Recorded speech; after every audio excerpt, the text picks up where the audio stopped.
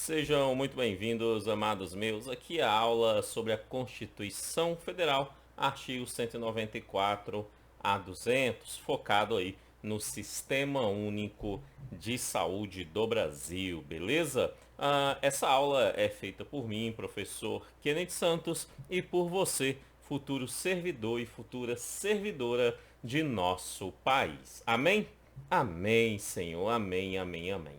Amados meus, antes de iniciar essa aula propriamente dito, eu tenho um aviso para você. Logo, aqui abaixo na descrição desse vídeo, você tem aí 3 links. O link número 1 é o link do material em PDF de apoio a essa aula. Esse material que você está vendo aqui na tela, com toda a teoria do direito constitucional, da Constituição Federal, nos artigos 194 a 200, você consegue baixar ele logo aqui abaixo na descrição do vídeo no link número 1, tudo bem? O link número 2 é o link de uma playlist com videoaulas, teoria das videoaulas aqui do Sistema Único de Saúde, tá? Você vai encontrar 8080, Constituição Federal, Determinantes Sociais da Saúde, História do SUS, entre outros, nesse link aí no link número 2, beleza? E o link número 3 é o link relacionado a o mesmo curso, só que em exercício, né? Então, link 3, você consegue adquirir, consegue comprar um curso em exercício com todo esse assunto que eu trabalhei aqui com vocês em teoria, focado na sua aprovação, tentando entrar na mente do examinador para fazer da forma, cobrar de você, né? Te explicar da forma que esse examinador cobra nas provas, fazendo com que você acerte as respectivas questões da sua prova e te leve à tão sonhada aprovação e, obviamente, posse no seu serviço público. Amém? Amém, amém, amém, amém.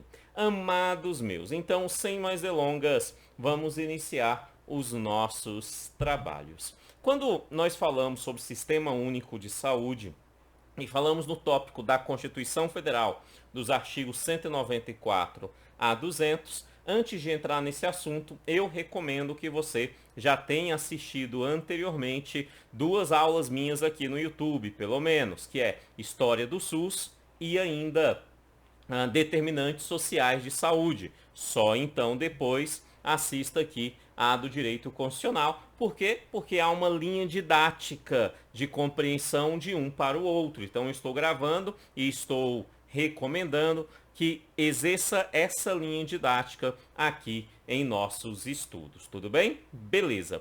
Ok, então quando nós falamos sobre a Constituição Federal e o Sistema Único de Saúde, primeira coisa, nós sabemos que é onde surge o SUS, é na Constituição Federal, tá? Por conta ali de vários fatores, né, que nós vimos lá na história. E o que está na Constituição Federal? Primeira coisa que a gente tem que saber é o seguinte: está na Constituição Federal 2 pontos distintos e complementares.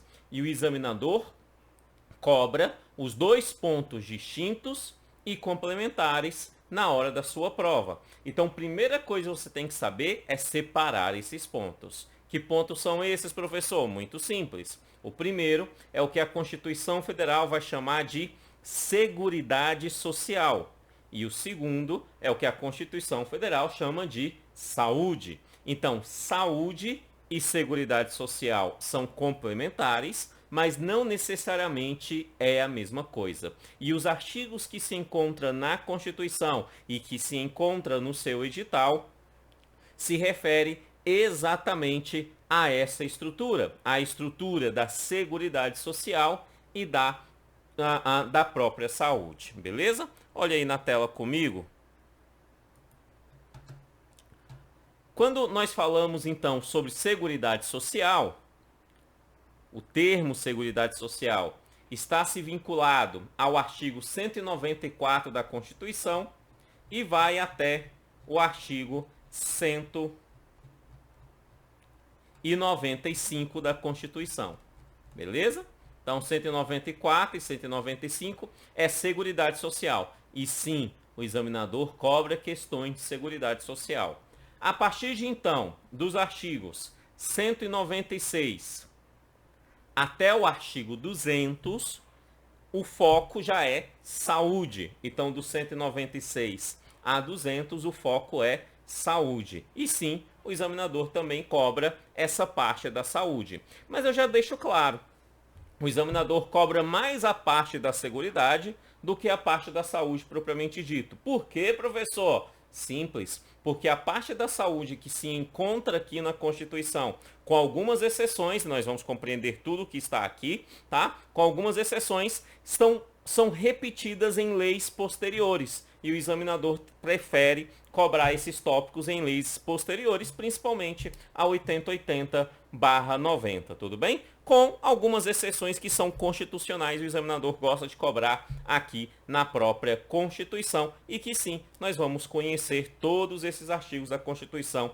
a partir de agora. Então, começando com a Seguridade Social. Seguridade Social. O que é a Seguridade Social propriamente dito, artigo 194? A Seguridade Social é, antes de qualquer coisa, um gênero no direito, na Constituição.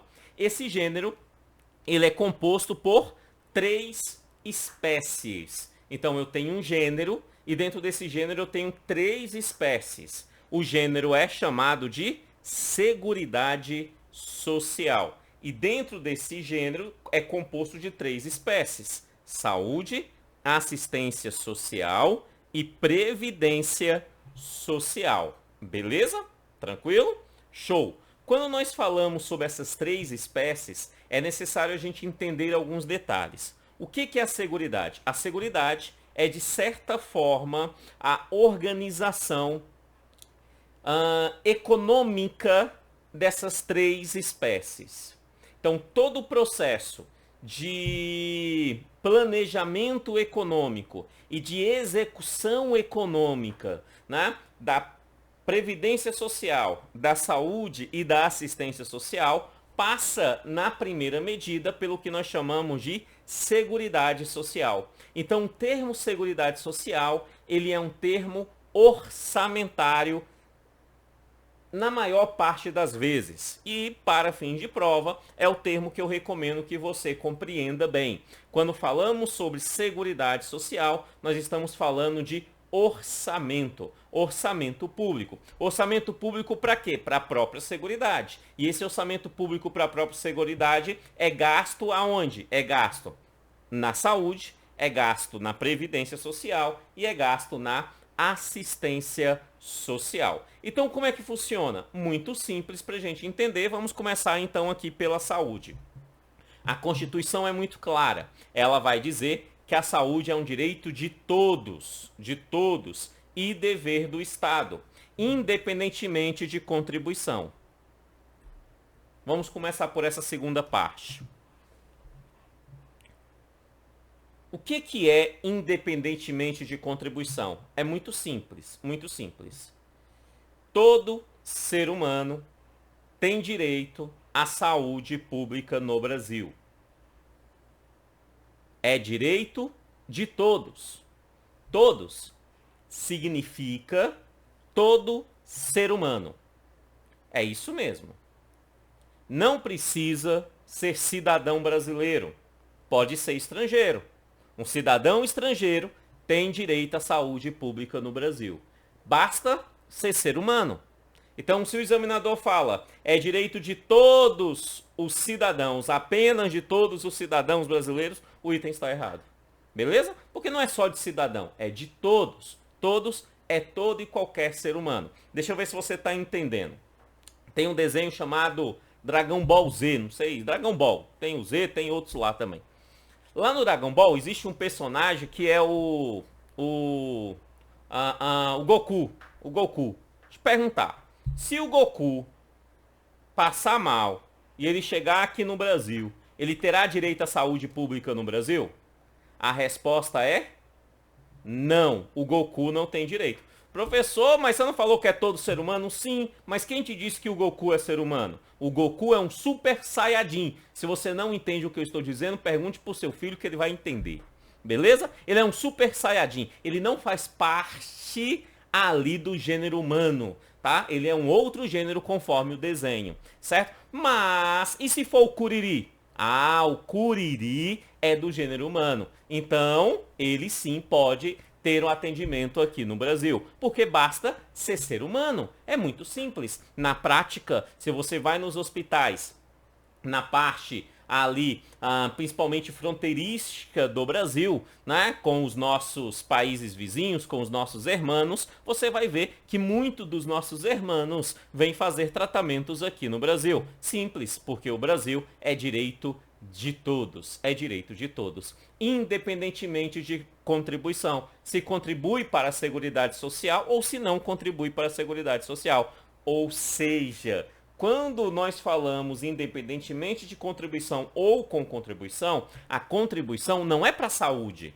Não contribuo diretamente economicamente para a saúde. Não. Eu contribuo para o gênero. Eu contribuo ou não contribuo para o gênero, que é para a Seguridade Social. Beleza? Tranquilo? Show! Tá? Só que aí nós temos um outro que é a assistência social. A assistência social no Brasil também tem um sistema, é o SUA, Sistema Único de Assistência Social. Também tem a sua lei orgânica, né, da assistência social, a LOAS, tal.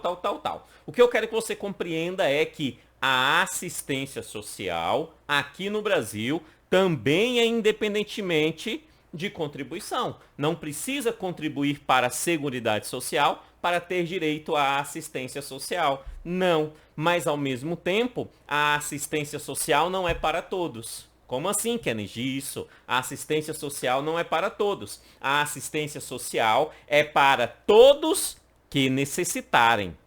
Há uma diferença. A assistência social só é ofertada para aqueles que necessitam. Todos que necessitam. Seja uma necessidade de atenção básica, seja uma necessidade de uma atenção especializada, né, de uma assistência social especializada ou uma assistência social básica. Tá? Existem duas formas dessa assistência social a grosso modo, né, de ser atendido. Tá? Independentemente qual é ela, é necessário necessitar para ter direito à assistência social. Mas, professor, a saúde também só tem direito à saúde quem necessita. Se não necessita, não tem direito à saúde. Quem te disse, cara pálida? Quem disse isso para você? Né? A saúde é de todos. Por quê? Porque todos nós necessitamos. Exemplo, essa água que eu estou bebendo aqui, ela passou pela vigilância sanitária, portanto, a saúde está me atingindo nesse exato momento. Nesse exato momento, nos aeroportos internacionais, tem fiscalização dos voos para saber se não está chegando ao Brasil nenhum tipo ali de vetor que traga algum tipo de doença externa ao nosso país. Ou seja, né, nós estamos tendo atendimento de saúde a todo tempo, seja na atenção básica, média complexidade ou alta complexidade, seja através de um aspecto do foco na saúde do trabalhador, ou até mesmo nos aspectos de vigilância sanitária ou vigilância epidemiológica. Todos nós somos atendidos pela saúde pública no Brasil, tendo um plano de saúde ou não tendo. Tá? Por quê? Porque ela atende a todos e a saúde é um campo extremamente amplo. Quando nós falamos assistência social, é necessário necessitar. Beleza? Então, uma pessoa que está passando por fortes dificuldades financeiras pode necessitar uma atenção básica, né, uma assistência social básica, pode necessitar receber ali, né, um Bolsa Família, tá? Pode. Beleza? Show. Certo? E o Silvio Santos? O Silvio Santos poderia necessitar. Por quê? Porque ele é idoso, aí entraria numa especializada, se um direito do idoso dele tivesse sido negado. Beleza? E assim sucessivamente. O que eu quero que você entenda é que há uma separação básica entre essas duas. Ok, mas aí vem a pergunta. Tá, tanto a saúde quanto a assistência social ofertado a todos, independentemente de contribuição. Mas da onde que vem o dinheiro para manter isso? E aí a resposta vem na terceira espécie desse gênero, na previdência social. No caso da previdência social, só tem direito à previdência social. Todos os direitos previdenciários, conforme o regime geral de previdência social, porque essa previdência aqui é somente para o regime geral de previdência social. tá? Que não entrarei no mérito aqui agora, certo? Mas existem outros regimes, são os regimes próprios, tá? Aqui é do regime geral de previdência social. Resumidamente, INSS é atendido pelo INSS, regime geral de previdência social. Só tem direito à previdência, uma aposentadoria, né? Ali uma pensão por morte, o dependente, né? Tem direito a uma pensão por morte, né? Um auxílio doença, né? Um auxílio acidente ou qualquer outro benefício ou serviço ofertado pela Previdência Social. Só tem direito aquele que contribui, aquele que contribui, ou seja, dependente de quem contribui, os filhos, por exemplo, o marido, por exemplo. Então, nestes casos, há uma característica clara que para ter direito à previdência é somente para aqueles que contribuem, ou seja, dependente daqueles que contribuem, tá? Então, a previdência, ela é compulsória, a contribuição previdenciária ela é compulsória, ela é obrigatória. Isso significa que todo aquele que de alguma forma tem um vínculo com o INSS, que faz parte desse regime geral de previdência social, é obrigado a contribuir economicamente para com a Seguridade Social. Isso mesmo, você não contribui para com a Previdência, não. Você contribui para com a Seguridade Social. Então, quando pagamos os nossos tributos previdenciários, na verdade, eles não são somente e exclusivamente para a Previdência, mas sim para manter em funcionamento tudo aquilo que nós entendemos como Seguridade Social. Então, esses tributos previdenciários servem para fazer cumprir os direitos previdenciários, sim, mas também serve para se fazer cumprir os direitos de assistência social, sim, e também, e obviamente, que é o que mais nos interessa aqui, fazer cumprir os direitos de saúde de nosso país. Por quê? Porque é para todos. Quem é que banca isso vem de alguns lugares, mas o principal lugar, economicamente falando, para manter o orçamento dessa Seguridade Social provém das contribuições previdenciárias, pois elas são obrigatórias. Obrigatórias. E esse dinheiro não serve somente e exclusivamente para a Previdência, mas sim para toda a Seguridade Social. Mas sim para toda a Seguridade Social. Beleza? Tranquilo? Show, show, show. Entendendo esse conceito de Seguridade Social, nós precisamos entender que dentro do conceito de Seguridade Social existe ali alguns objetivos dessa Seguridade. Vamos lá. Primeiro, universalidade. A Seguridade Social, ela é universal, tá? Ela é para atender a todos, levando em consideração todas essas três espécies, cada um nas suas características. É necessário ter uniformidade de equivalência, tanto de populações urbanas quanto populações rurais. Ou seja, por conta de conceitos históricos, o legislador aqui preferiu deixar na Constituição claramente que a Seguridade Social é para atender igualmente tanto populações urbanas quanto populações rurais. Até aí, ok. Aí entra num terceiro, que às vezes gera algumas confusões, que falam assim, seletividade e distributividade na prestação de benefícios e de serviços. Toda vez que falamos em benefício, nós estamos falando de recurso. Então, ofertar um benefício, a aposentadoria é um benefício. Beleza? É um benefício. Certinho? Tá? A pensão por morte é um benefício. Então, toda vez que nós temos, dentro do aspecto da Seguridade Social, alguém recebendo um recurso, é um benefício. Serviço é um serviço ofertado, tá? A saúde, em regra, é um serviço, é ofertado às pessoas. A Previdência também tem serviço, a assistência social tem benefícios e serviços na assistência social, certo? Então, serviços e benefícios são esses. Aí ele fala assim, ó, seletividade e distributividade. Sim, é seletiva e distributiva. É óbvio que tem que ser seletivo. Né? Todo mundo tem direito à saúde, beleza? Mas tem que ser seletivo em alguns aspectos. Quem precisa de uma atenção básica, por que ele vai para uma alta complexidade? Tá? Então há necessidade dessa seletividade, certo? Sem descumprir os direitos do próprio Sistema Único de Saúde brasileiro, entre os outros, ok? Um outro que gera muita dúvida é a irredutibilidade do valor dos benefícios. Também é um objetivo. Nunca, jamais, neve, em hipótese alguma, pode reduzir o valor de um benefício. Tá? Existe aí alguns questionamentos em relação a isso. Mas esses questionamentos, eles são extremamente importantes a gente analisar aqui para fins de prova. Para fins de prova, quando a gente fala, por exemplo, na Previdência Social, é o seguinte: se uma pessoa recebe uma aposentadoria e a aposentadoria dela é no valor X, esse valor X não pode ser reduzido. É isso.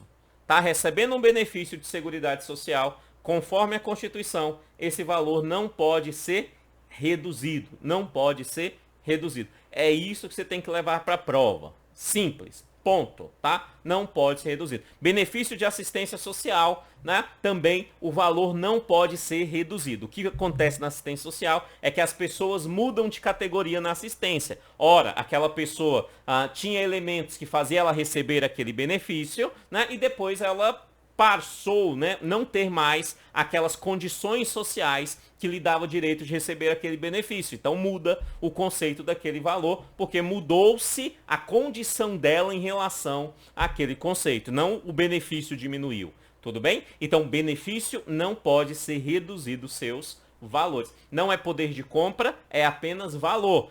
Se ganha 5 mil, não pode ganhar menos do que 5 mil. Vai passar o tempo, esses 5 mil vai perder poder de compra, beleza, tá? Mas ele não pode ser reduzido, tá? Não pode passar a ganhar 4, não pode, beleza? Tá na Constituição esses elementos. A Seguridade Social, e essa aqui é uma das partes mais importantes, porque essa informação que eu vou tratar aqui, ela pode confundir de certa forma, até mesmo com informações que nós temos, que nós vamos estudar mais fortemente na 8080. 8080 também está na playlist, no link 2 aqui abaixo, beleza? Tá aqui também. Certinho? Depois assiste a 8080 aí. Quando nós falamos sobre esse tópico, é um termo muito importante na saúde, mas também é um termo muito importante no orçamento da Seguridade Social. O termo é o mesmo, em regra, eles têm até de certa forma o mesmo sentido, mas a aplicabilidade dele depende se é na Seguridade Social ou se é na saúde. Que termo é esse? É o termo de equidade. Equidade. Aqui na Seguridade Social é equidade na participação no custeio. Equidade na participação do custeio, ou seja, equidade em custear essa Seguridade Social. Isso significa o seguinte, que eu contribuo com um valor, você contribui com outro valor. Certo? Um grande empresário contribui com outro valor. Uma pessoa sem nenhum tipo de rendimento, mesmo não contribui, mas entra aqui com essa equidade, porque ela contribui conforme o que ela pode contribuir. Por quê? Porque nós temos aqui o que nós chamamos de equidade na formação do custeio. Eu gosto de um exemplo, tá? Vamos comprar uma pizza. Tá ali a Maria, tá o João, tá ali o Pedro e tá ali também a Joaquina, certo? A Maria ganha muito bem, então a Maria vai dar ali 20 conto para comprar a pizza. Maria dá 20 conto, tá? O João também ganha muito bem, também dá ali, vai dar um pouquinho mais, vai dar 30 conto para a pizza, já temos 50 conto, beleza? A Joaquina ganha menos. A Joaquina vai dar ali 5 conto, beleza? E o Manuel, é o Manuel o outro, né? E o Manuel não ganha nada, não tem dinheiro, não ganha nada, beleza? Então eles têm ali, somando todos os valores, um deu 20, outro deu 30 e o outro deu 5, 55. Eles compram uma pizza no valor de 55. Chega lá, a pergunta é, quem deu 30 pode comer mais do que quem deu 20? Quem deu 20 pode comer mais que quem deu 5? E quem não deu nada não vai comer nada da pizza? Se isso for verdade, nós não estamos falando de uma equidade. Porque a equidade é o custeio ser dividido para todos conforme a condição de cada um. Mas todos têm direito de ter aquele serviço. No caso aqui, comer a pizza. Então, o pedaço de pizza será daquele que tem mais fome. Quem tem mais fome come mais. Para ser a equidade propriamente dita, tá? Na prestação do custeio, porque funciona assim. E aí eu gosto de um exemplo, também está na Constituição, não vou trazer aqui no texto, mas está na Constituição que diz assim, somos todos iguais perante a lei. Isto é igualdade. Ponto. Mas a mesma Constituição vai dizer, mas nós temos que tratar os iguais como os iguais e os desiguais como desiguais. Isso é o que nós chamamos de equidade. Equidade, beleza? É tratar o desigual de forma desigual. E aí eu complemento, na medida dessa desigualdade. Para quê? Porque só assim nós vamos ter verdadeiramente a verdadeira igualdade de todos. Certinho? O custeio, ele é custeado através de uma equidade e não de uma igualdade. Ok? Entendemos isso? Leve isso para a prova, certo? Ok.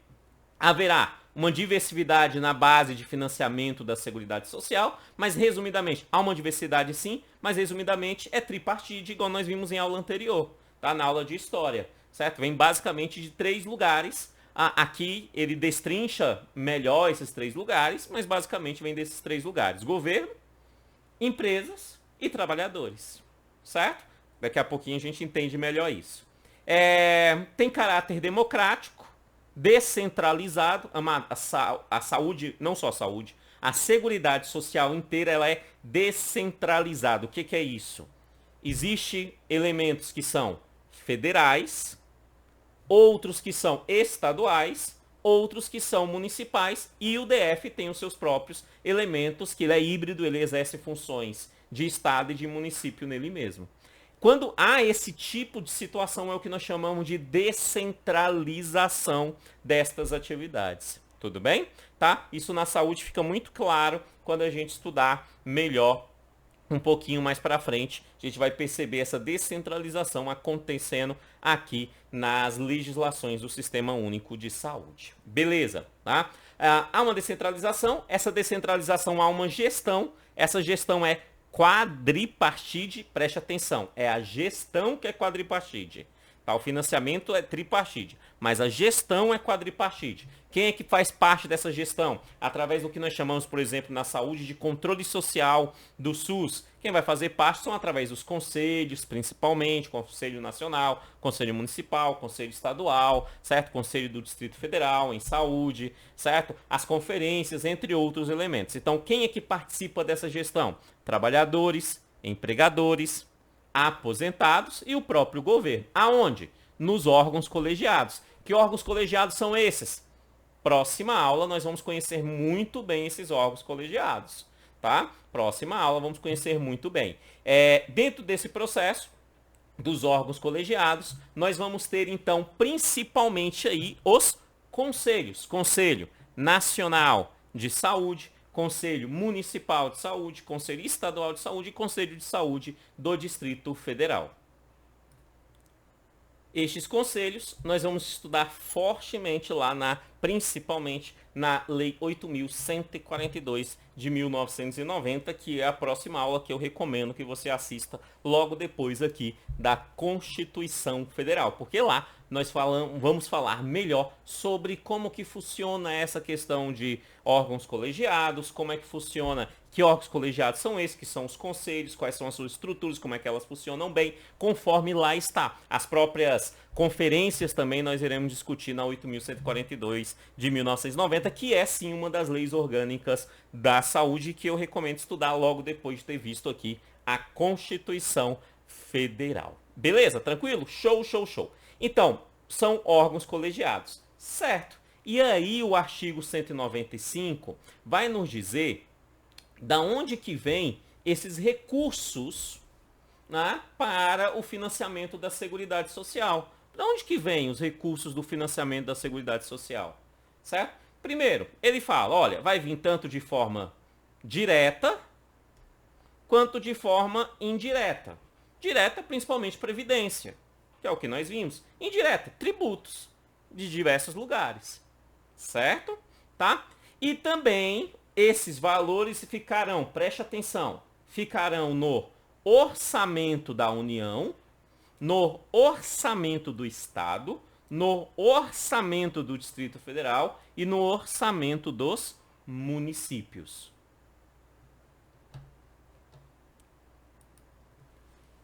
Preste atenção.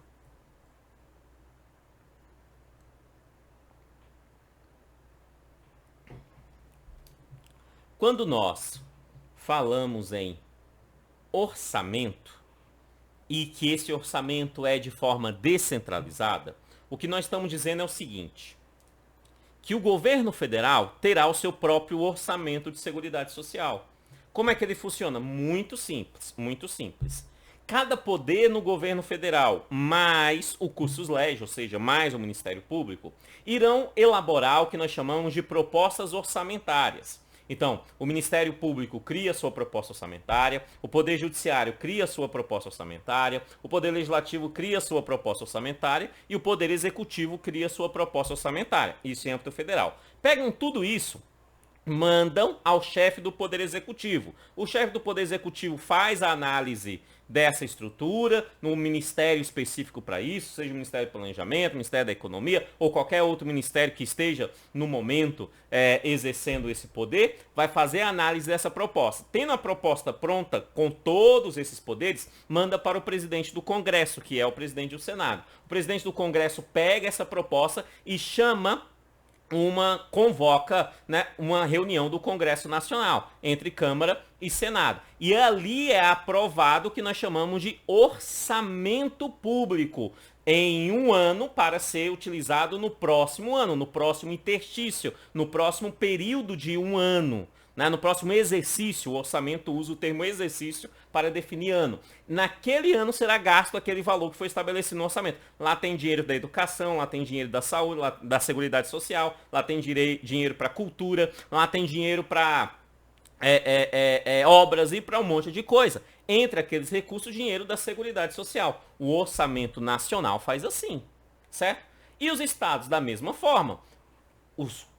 No estado, o judiciário estadual vai criar o seu orçamento, o legislativo estadual, né, os deputados estaduais vai criar o seu orçamento, né, a proposta orçamentária, o executivo do estado cria sua proposta orçamentária, manda para o governador, que manda para o presidente da Câmara, o presidente da Câmara chama os deputados e eles votam aquele orçamento, certo? E aquele orçamento será gasto no próximo exercício. Tudo bem? Naquele exercício que aquele dinheiro será gasto. No município também da mesma forma. O município vai ali, o poder legislativo e o poder executivo. O município não tem poder judiciário. Vai criar ali os seus respectivos orçamentos, vai mandar então para o governador, que manda para o presidente ali da Casa de Vereadores, que eles aprovam e criam o orçamento. O município DF faz a mesma coisa, né? O governador, o legislativo, o judiciário não tem no DF, então eles criam seus orçamentos próprios, manda para o governador do DF manda o presidente da Câmara Legislativa do DF, né? Chama os deputados distritais, esses votam e aprovam aquele orçamento. Ou seja, cada unidade federativa de nosso país aprova o seu respectivo orçamento. E dentro desse respectivo orçamento existe uma parte chamada de orçamento da Seguridade Social. E esse orçamento da Seguridade Social irá servir para custear saúde, assistência social e previdência social. Beleza? Entendemos isso? Isso é importantíssimo você ter entendido, tá? Ok, vamos voltar aqui então. Ok. Então, de onde que vem as principais contribuições? Resumidamente, depois você dá uma lida melhor, mas vem do empregador, beleza? Empregador. Vem também do trabalhador, certinho? Trabalhador. Principalmente qual trabalhador? Segurados da Previdência Social. Olha o finalzinho do regime geral de Previdência Social, certo? Regime geral. Vem também, então, empregador e trabalhador. Lembra que é tripartite? E do governo? Do governo vem da onde? Vem desses outros dois pontos, do 3 e do 4, certo? Desses dois pontos, ou seja, vai vir do governo através dos concursos prognósticos, loterias, ou seja, parte daquele recurso que recebe na loteria vem para a Seguridade Social. É muito pouco, é pouquíssimo, mantém quase nada, não ajuda quase nada a Seguridade Social, mas vem esse recurso sim para a Seguridade, certo? E também de tributação, pertinente à importação de bens e serviços. Então tem uma importação de bens e serviços, paga um tributo dessa importação, esse recurso também vai vir para a Seguridade Social. Beleza? Entendemos o artigo 195? O artigo 195 ele é muito simples, bem tranquilo, tá? A grande questão é que ele, além do artigo, ele tem vários parágrafos. Mais especificamente, 14 parágrafos. Um foi revogado. Então, 13 parágrafos. 13 parágrafos. E o examinador gosta bastante de alguns desses parágrafos que nós precisamos conhecer, certo? Primeiro, então vamos lá, ó. Já entendemos agorinha, ó. Parágrafo 1. As receitas dos estados, DF dos municípios destinadas à Seguridade Social constarão nos seus respectivos orçamentos. União tem seus... o governo federal tem o seu orçamento, o estado tem o seu orçamento, o município tem o seu orçamento e o DF tem seu orçamento. Beleza. 2. Bem tranquilo, ó, já expliquei, ó. A proposta de orçamento da Seguridade Social será elaborada de forma integrada pelos órgãos responsáveis pela saúde, Previdência Social e Assistência Social. Então chama lá o Ministério da Previdência em âmbito federal, chama lá o Ministério da Saúde, chama lá o Ministério da Assistência Social. Chama essa galera, eles se reúnem porque eles precisam criar uma proposta única para a Seguridade Social. Porque a assistência social não cria proposta só para ela. A saúde não cria proposta só para ela. Por quê? Porque o orçamento não é da assistência social. O orçamento não é da saúde. O orçamento não é da previdência. O orçamento é da Seguridade Social. Portanto, esses recursos, eles precisam conversar para fazer uma proposta única sobre o quê? Seguridade Social. Beleza? Isso em âmbito federal, em âmbito estadual, municipal, obviamente cada um com as suas respectivas condições. Ok. Parágrafo 3º. Pessoa jurídica em débito com o sistema de Seguridade Social não poderá contratar com o poder público nem dela receber benefícios. Está devendo a Seguridade Social, não pode contratar com o poder público. Um exemplo bem simples, tem uma empresa, ela vende serviços para o Estado, terceirizada, né? Serviço, sei lá, de segurança, né? Para o Estado, certo? Ela não pode ser contratada pelo Estado se ela estiver devendo ali as contribuições previdenciárias dos seus funcionários. Ela não pode, certo? É necessário ir lá negociar, tá? E aí começar a pagar para poder prestar a ter esses serviços do Estado. Então, tá devendo para a Seguridade Social, não pode contratar para o Estado, nem receber benefícios ou incentivos fiscais do Estado. Certinho? Beleza. Parágrafo 4º, já aconteceu no Brasil, tá aqui.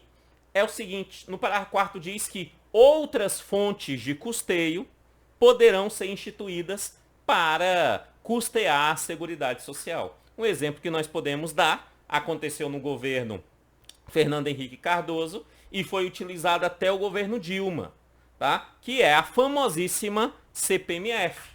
É um tributo sobre transações bancárias, né? Quanto mais você fazia transações bancárias, mais tirariam esse dinheirinho da sua conta, né? Esse tributo.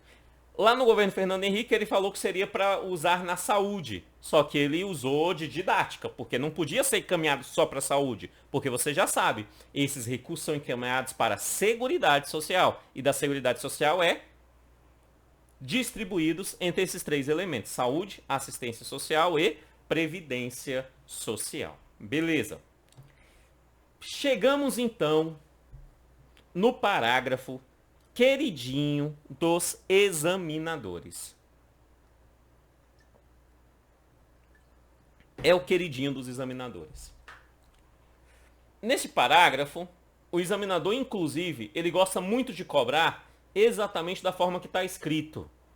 Às vezes ele muda uma coisinha ou outra, faz umas perguntinhas mais genéricas, mas na grande maioria das vezes ele cobra exatamente da forma que está escrito. Então o que eu recomendo é que você memorize o que está aqui, tá? Que diz assim, nenhum benefício ou serviço. Benefício, sair dinheiro do governo para passar para alguém. Serviço, prestar algum serviço para a sociedade. Então, ó, nenhum é nenhum. Nenhum benefício ou serviço da Seguridade Social. Então, saúde, assistência e previdência. Nenhum benefício ou serviço da Seguridade Social, saúde, assistência ou previdência, poderá ser criado, majorado ou estendido. Não pode ser criado, não pode ser majorado e não pode ser estendido. Sem a correspondente fonte de custeio total. Sem indicar da onde que vai vir o custo para isso. Então, vou repetir. Nenhum benefício ou serviço da Seguridade Social poderá ser criado, majorado ou estendido sem a correspondente fonte de custeio total. Lembre-se disso. O que ele está dizendo é, vamos criar um novo serviço, vamos criar um serviço dentro da saúde, né? Dar direito, por exemplo, a cirurgia plástica para todos aqueles que entendem que essa cirurgia será muito boa para a sua autoestima. Vamos criar uma lei que diga que no SUS tem que ofertar cirurgia plástica para todos que entendem que essa cirurgia será ótimo para a sua autoestima. Vamos criar essa lei? Ótimo, beleza, vamos! Mas a pergunta é, da onde vai vir a fonte de custeio? No projeto de lei de criar isso, ele já tem que indicar lá da onde que vai vir o dinheiro especificamente para custear esse serviço novo no âmbito da saúde. Vocês estão entendendo?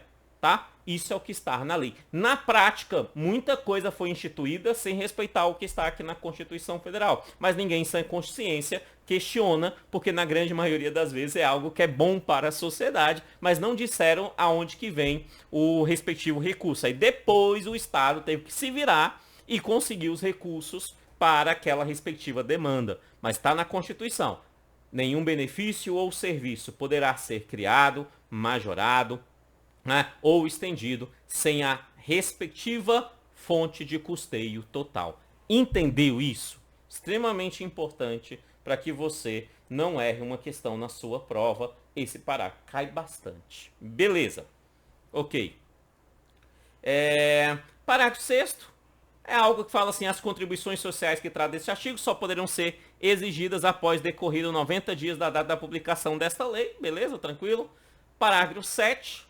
Bem tranquilo também. Instituições que exercem atividade de assistência social, né, elas são isentas de contribuição para com a Seguridade Social. Óbvio, ela já está exercendo uma assistência social, então ela tem uma certa isenção aí na Seguridade Social. Beleza? Também bastante tranquilo. O parágrafo 8º é algo tranquilo, só é grande. Então vamos lá. Ele fala assim, o produtor, parceiro ou meeiro, arrendatário rural, pescador artesanal, bem como os respectivos cônjuges que exercem suas atividades em regime de economia familiar, é um dos regimes previdenciários no regime geral de previdência social. Existe vários. Existe o empregado doméstico, beleza? Existe aquele de economia familiar, tá? Existe o contribuinte individual, existe vários lá, o trabalhador avulso, vários lá na lei orgânica da Previdência Social, certo? Aqui ele está citando um, tá? Da economia familiar. Ele fala assim, estes irão contribuir para com a Seguridade Social mediante a alíquota da comercialização da sua produção e farão jus aos benefícios nos termos da lei. Então, aqueles que contribuem com a economia familiar, tá? Em área rural, principalmente produtor, parceiro, meeiro, arrendatário ou pescador artesanal, esses que contribuem com a Seguridade Social dessa forma, será mediante a comercialização do seu produto e tem direito a tudo que está na lei que lhe dá direito. Certo. Ok.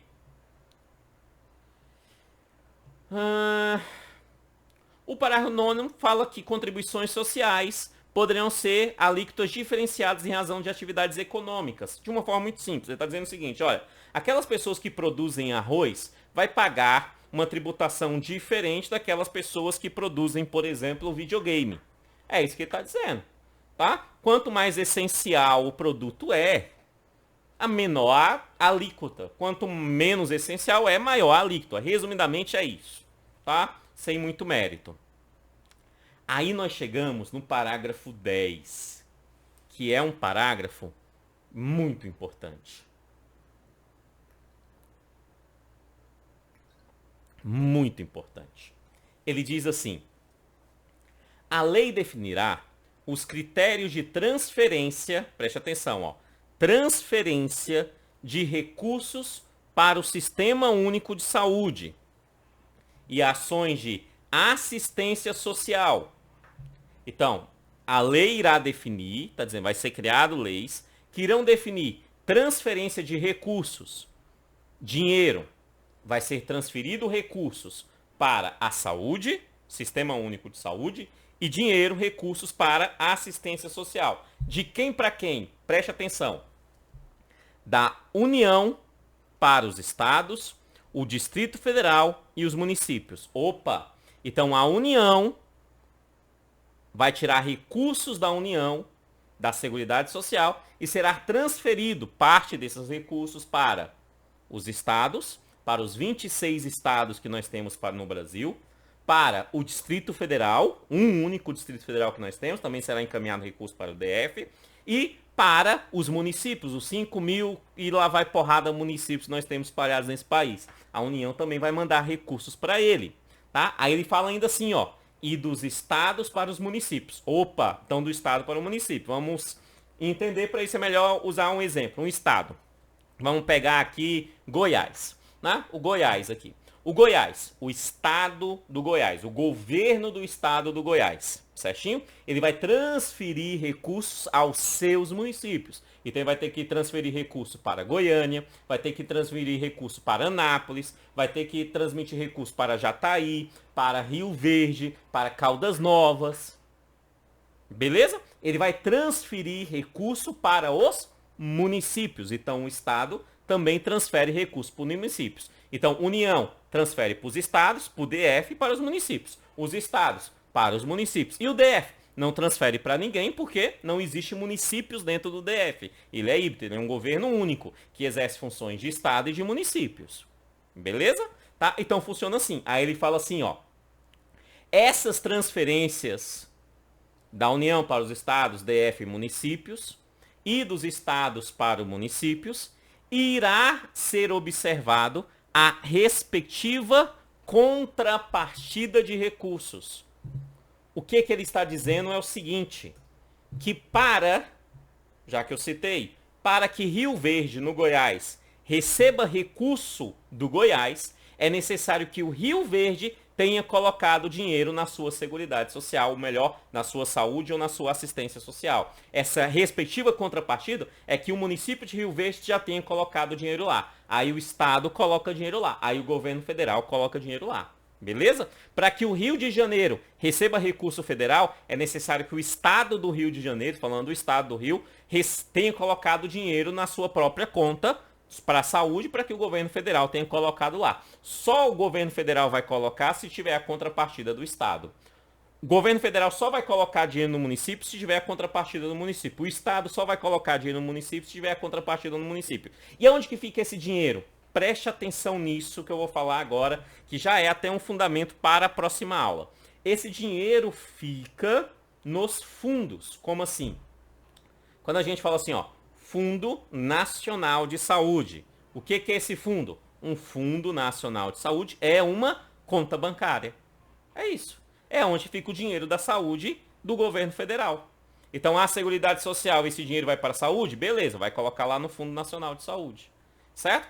Fundo Estadual de Saúde é a conta bancária do estado. Fundo Municipal de Saúde é a conta bancária do município. Beleza? Então, você tem ali, sei lá, Uberlândia, em Minas Gerais. Uberlândia. Então, Uberlândia, em Minas Gerais, ele tem um fundo, que é uma conta bancária, Fundo Municipal de Saúde. Então, Uberlândia tem que colocar dinheiro lá da saúde. Uberlândia colocou? Beleza. Aí vem Minas Gerais e coloca também. Transfere dinheiro, o famoso fundo a fundo, é isso que quer dizer. Você já deve ter ouvido esse termo se você estuda SUS há muito tempo. O dinheiro do SUS é transferido fundo a fundo. O que ele está dizendo é, o governo do estado de Minas Gerais vai encaminhar de um fundo, o fundo do estado, diretamente para o fundo de Uberaba.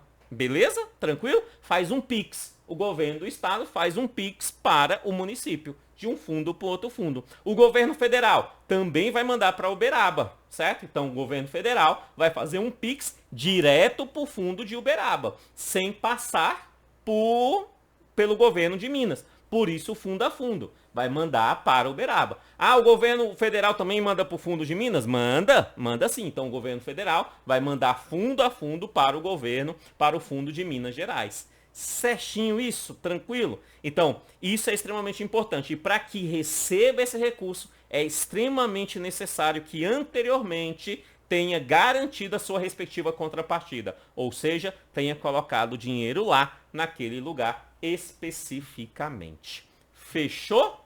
Show, show, show.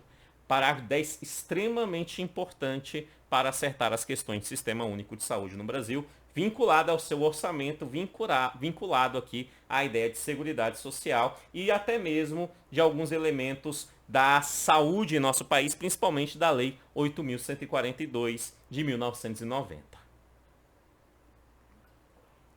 Beleza. Parágrafo 11 é algo mais recente, né? Foi alterado aqui alguns aspectos na Constituição Federal. O parágrafo 11 é uma dessas alterações, que fala assim, ó, são vedados a moratória e o parcelamento em prazo superior a 60 meses daqueles que estão devendo para a Seguridade Social. Então, quem está devendo para a Seguridade Social pode negociar, hoje pode, antes não podia, mas hoje pode negociar, só que o prazo máximo para essa negociação é de 60 meses, dividido em 60 meses, beleza? E é proibido, né, ali a remissão e a anistia dessas contribuições, ou seja, não pode ter perdão. Dívida com Seguridade Social é imperdoável, Parágrafo 12, só dá uma lida aí, não diz muita coisa. Ele só fala que setores da atividade econômica, contribuição e incidência, papapá, serão não cumulativas. Bem técnico, não interessa muito.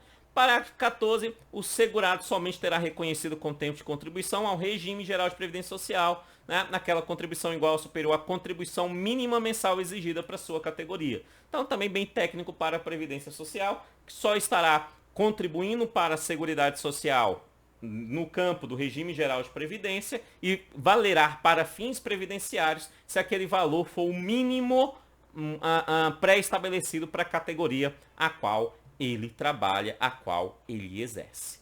Fechou? Ponto. Isso é o artigo 194 e 195 da Constituição Federal, extremamente importante para sua prova e, pela minha experiência, esses dois artigos dão um nó na cabeça de muito candidato na hora da prova e não vai dar mais na sua cabeça. Amém? Amém, Senhor, amém.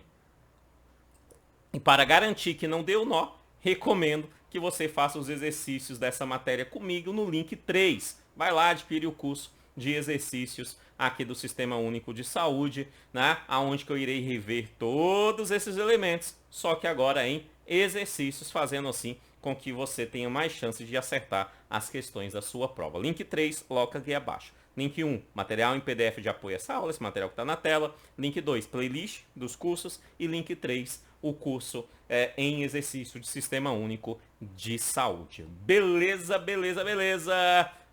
Saímos então da parte da seguridade e adentramos na saúde para a Constituição Federal. Vamos a ele. Aqui, ele é bem tranquilo, vamos pontualmente, mas é bem tranquilo. Nós vamos nos aprofundar principalmente em leis a posteriores, principalmente na 8080/90 e na 8.142 de 1990, tá? Principalmente nessas duas nós vamos aprofundar. Mas tem alguns elementos que estão na Constituição que nós temos que conhecer. Então vamos lá, ó. Primeiro, ele me dá aqui, eu meio que separo. Ele diz que a saúde é direito de todos e dever do Estado, né? Eu faço alguns comentários. Isso garante o princípio da cidadania, é mantido pelo Estado, será mantido, né, mediante políticas sociais e econômicas, determinantes sociais de saúde, estudamos na aula anterior, né? Determinantes sociais de saúde, se você não estudou, vai lá, assiste determinantes sociais de saúde antes de dar continuidade nas leis a posteriores, certo? Então, determinantes sociais de saúde, nós vimos que essas políticas sociais é para combater as iniquidades, né? Beleza, tal, tá aí.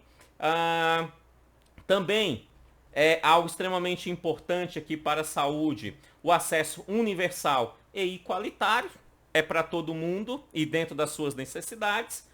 Dentro da saúde vai ter a sua promoção, proteção e recuperação, é o tripé do SUS, tá? No Brasil, promoção, proteção e recuperação. Artigo 196, bem tranquilo. O artigo 197 também é muito tranquilo. Ele diz que cabe ao poder público, no campo da saúde, aqui é só saúde agora, tá? Dispor sobre regulamentação, fiscalização e controle. De quê? Da saúde. Como é que ele faz isso? Trouxe alguns exemplos. Ministério da Saúde, Anvisa, em âmbito nacional, as visas estaduais, ANS, secretarias de saúde, em âmbitos estaduais e municipais, né? São todos aí elementos que fazem fiscalização, regulamentação e controle da saúde. Também não tem muito segredo esses elementos, tá? A execução da saúde, né? No mesmo item, ele fala assim, a execução deve ser feita de forma direta. Então vai executar no campo da saúde, tem que ser feito, pode ser feito de forma direta, através ali de instituições de direito público, né? Os hospitais, por exemplo, públicos, os hospitais estaduais, hospitais municipais, certo? Mas também através de terceiros, ou seja, instituições de direito privado, certo? Instituições de direito privados, através de contratos ou de convênios.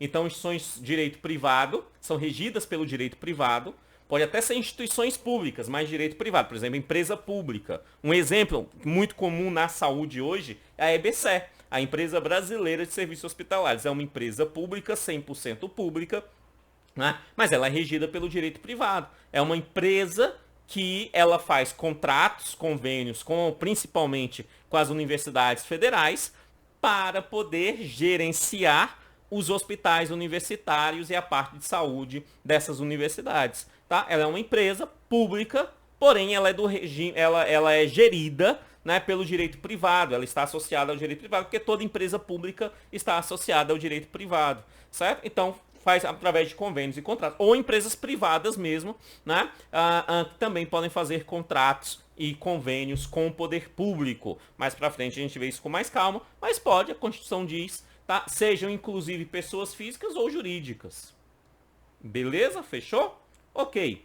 A própria Constituição, nesse mesmo artigo, vai dizer que a responsabilização da saúde, então, a Constituição Federal determina isso. Passa a ser descentralizada. Isso é, terá responsabilidades da União, dos estados, dos municípios e dos DFs e do DF. Então o estado tem as suas competências, os municípios têm a sua, né? A União tem a sua. Por exemplo, só um exemplo. Quando nós falamos em regra em atenção básica, o posto de saúde, o posto de atenção básica, em regra, isso é uma competência do município, é o município que exerce. Beleza? Mas quando nós falamos em um hospital de média complexidade, em regra, quem costuma exercer isso é o Estado. Então, o município tem a sua competência e o Estado tem a sua competência. Em regra, quem adquire vacinas para serem distribuídas aos estados e aos municípios é a União. Então, a União tem a sua competência, entre vários outros fatores, certo? Só um exemplo para você perceber melhor. Por isso que nós afirmamos que atualmente o Sistema Único de Saúde, ele é descentralizado, certo? Beleza. E aí nós chegamos ao artigo 198, que ele me traz aí algumas coisas. Primeiro, ele fala assim, ó, ele me traz aqui alguns tópicos, e esses tópicos eles são extremamente importantes a gente perceber. Sabe por quê? Porque o artigo 198, nessa parte da saúde da Constituição Federal, é sim o artigo que o examinador mais gosta de cobrar. É o artigo 198. Pelo motivo simples. Porque no artigo 198 é definido o que a Constituição chama de diretrizes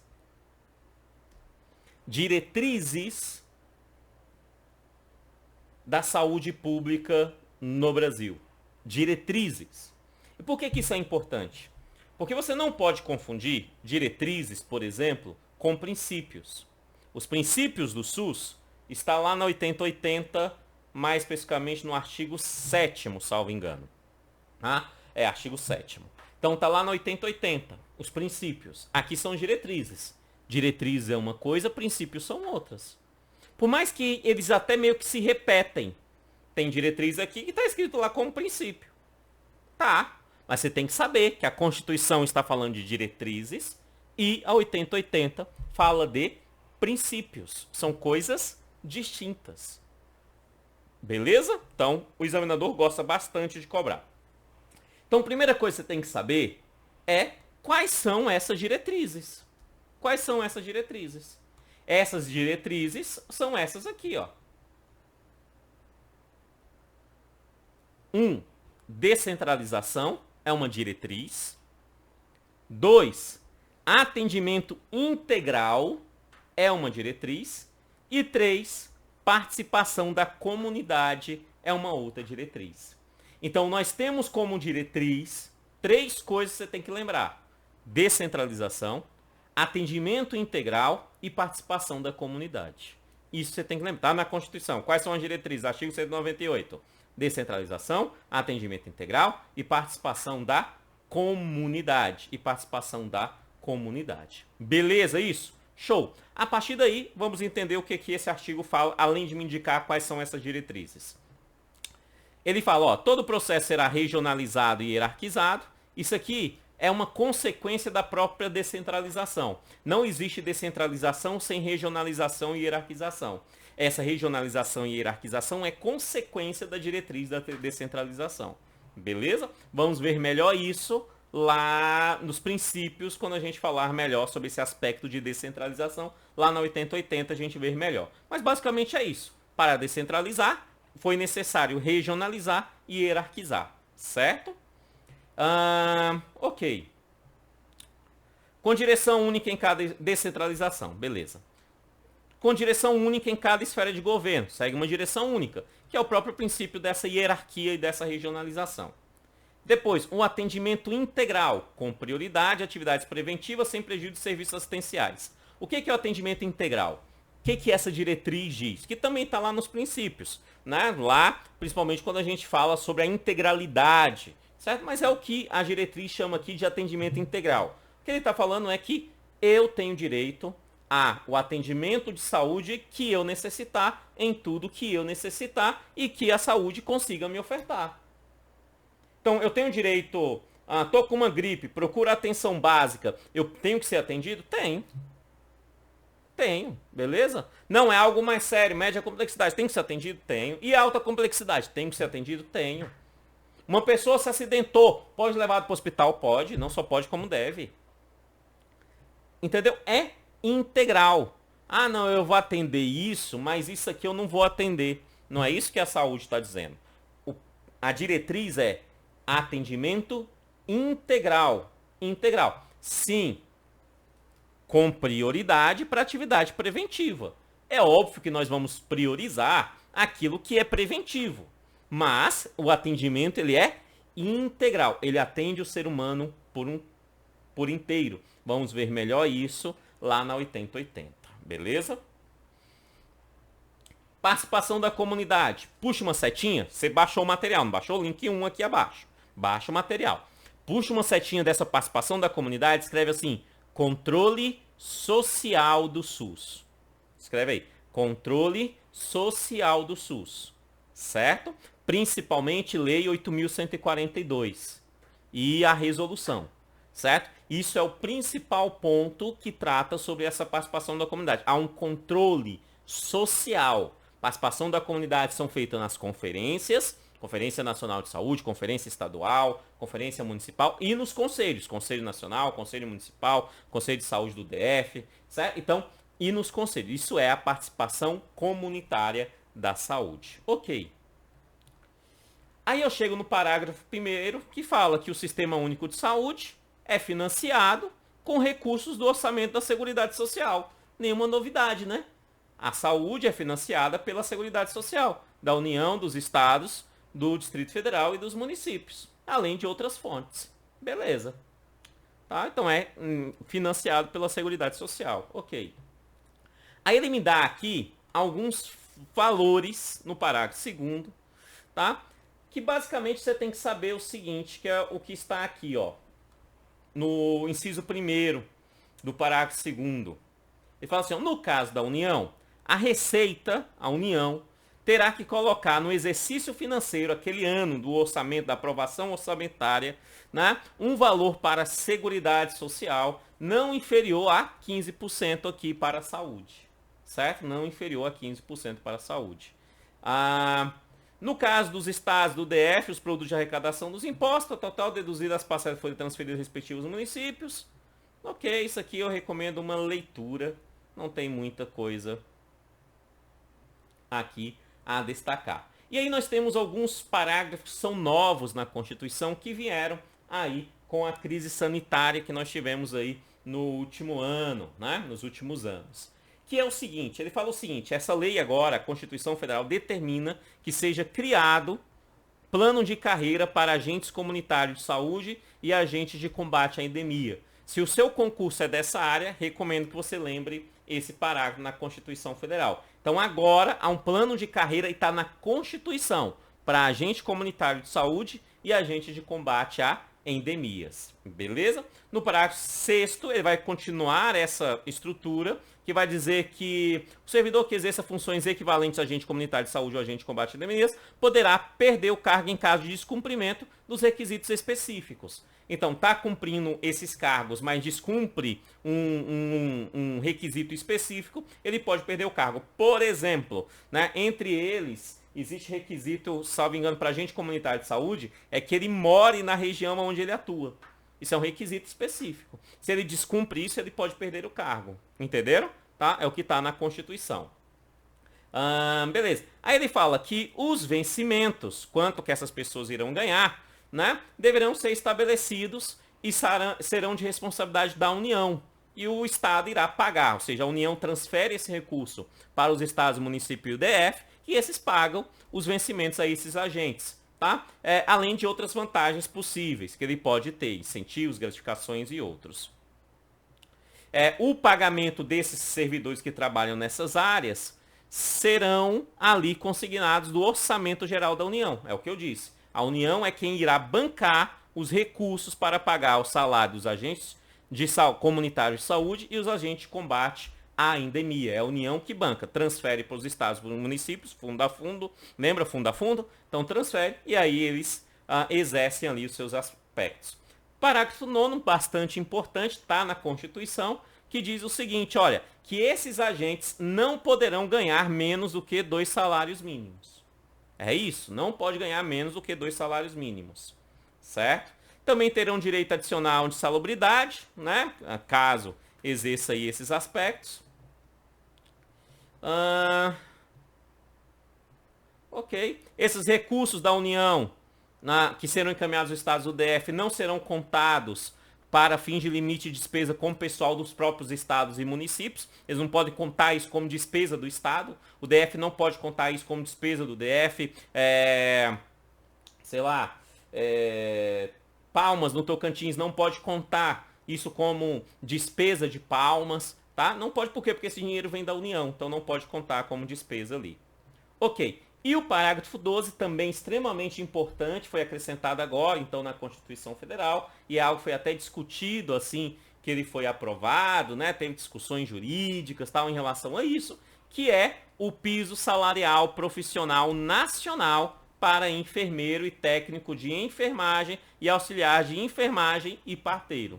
Então, tá na Constituição Federal que terá uma lei, houve uma determinação da Constituição, dizendo que terá uma lei que irá estabelecer o piso nacional para enfermeiro, técnico de enfermagem, auxiliar de enfermagem e parteiro. Beleza? E isso será observado tanto para as instituições de direito público quanto para as instituições de direito privado. Então esse piso deve ser cumprido também, conforme está na Constituição, pelas instituições de direito privado, os hospitais privados, por exemplo. Beleza? Alguns outros parágrafos, recomendo a leitura deles. Ok.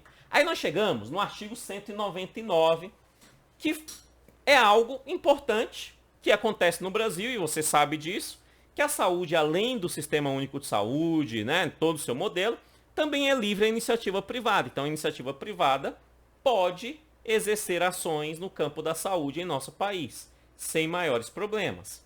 Tá? Inclusive, essas ações no campo da saúde, isso aqui também é importante, de vez em quando cai em prova, essas ações de saúde dessa iniciativa privada poderá exercer de forma complementar no Sistema Único de Saúde. Então, as instituições privadas poderão atuar de forma complementar ao sistema. Instituições privadas não fazem parte do sistema, mas podem atuar de forma complementar ao sistema, principalmente através de convênios e contratos, com o Sistema Único de Saúde. Beleza isso? Ok, ok, ok. Tá? Quem é que tem preferência para assinar esses contratos e esses convênios com o SUS? A preferência, então não é obrigatoriedade, é apenas preferência, são para as entidades filantrópicas e sem fins lucrativos. Deixa eu ver se você está entendendo.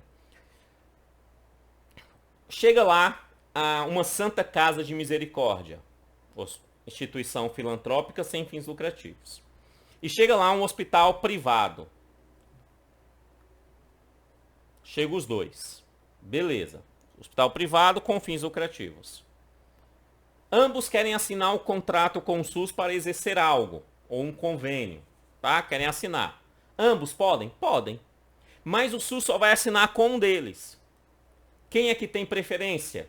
Santa Casa de Misericórdia. Beleza? Porque a preferência é das que elas têm entidades filantrópicas. Tá? Ambas têm as mesmas condições de atender, vai para ela. Ah, não, mas esse tipo de serviço, somente uma instituição privada está disposta, ou somente instituições privadas estão dispostas a oferecer ao SUS. Então, neste caso, não existe instituição filantrópica sem fins lucrativos querendo esse convênio. Então, neste caso, vai para a instituição privada. Beleza, entendemos? Então, o que eu quero que você entenda é que é preferencial que esses convênios e esses contratos sejam com as instituições sem fins lucrativos e filantrópicas. As instituições privadas também podem, mas não há preferência para elas, tá? Beleza. Parágrafo segundo, bem tranquilo, está dizendo que não pode se colocar dinheiro público para auxiliar instituições privadas com fins lucrativos a sair da dívida. Não pode. Certo? O hospital privado está falindo, vamos colocar dinheiro público lá. Não, é vedado. Tá? É vedado. Simples assim, é vedado. Ok. O parágrafo 4º, ele também bem tranquilo, fala que no Brasil pode ter, né, ali remoção de órgãos, tecidos, substâncias humanas, né, bem como coleta e transfusão de sangue, seus derivados, beleza, tal, no Brasil pode, só que aí ele deixa claro o seguinte, sendo vedado todo tipo de comercialização. Todo tipo de comercialização. Então, no dia que eu morrer, eu não posso deixar ali dizendo assim, meu coração venda para alguém. Não posso. É vedado a comercialização. Certo? Não pode. Não pode. Certinho? Pode ser doado, mas não vendido. De boa? Tranquilo? Fechou.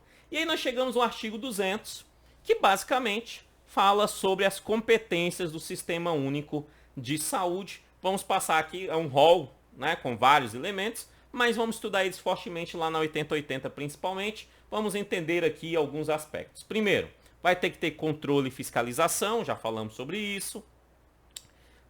De tudo isso aqui, tá? Controle e fiscalização de produtos de medicamentos, imunobiológicos, hemoderivados, sangue, né, seus hemoderivados, outros insumos, beleza. Vai ter que executar ações de vigilância sanitária e vigilância epidemiológica, bem como saúde do trabalhador. 8080 a gente estuda isso aqui fortemente e cai em prova na 8080 essa parte, extremamente importante. Né? Também vai ter que ter formação de recursos humanos na área de saúde, fomentar isso, bem tranquilo, importantíssimo. Buscar ali a participação no saneamento básico, isso aqui, preste atenção. O Sistema Único de Saúde não é o responsável pelo saneamento básico. Vou repetir. O Sistema Único de Saúde não é o sistema responsável pelo saneamento básico. Não é. O que ele tem de responsabilidade? É em participar na formulação dessa política, na execução das ações de saneamento básico. Em regra, saneamento básico, né, é de competência do município e às vezes do estado, mas principalmente do município. Tá? Então, eles têm regras específicas para esses fins. O que a saúde faz é participar dessa elaboração e dessa execução. Não é a sua competência em si. Ok. Até coloquei na observação aí para você. Ok. Vai fiscalizar e inspecionar lugares como alimentos, né, bebidas e água para o consumo humano. As Visas fazem muito isso, né, a Anvisa, entre outros. Participar de controle e fiscalização de produção, transporte, guarda de substâncias e produtos psicoativos, tóxicos radioativos, também bastante tranquilo, né? E vai colaborar na proteção no meio ambiente, nele compreendida o ambiente do trabalho. Preste atenção isso aqui que é extremamente importante, é a última informação desta aula. Quando a Constituição Federal fala que ele vai colaborar com a proteção do meio ambiente, não é necessariamente o meio ambiente no sentido de natureza. Nós não estamos falando aqui necessariamente das arvorezinhas nem das borboletas. O que nós estamos falando aqui é do meio ambiente a qual o homem está inserido.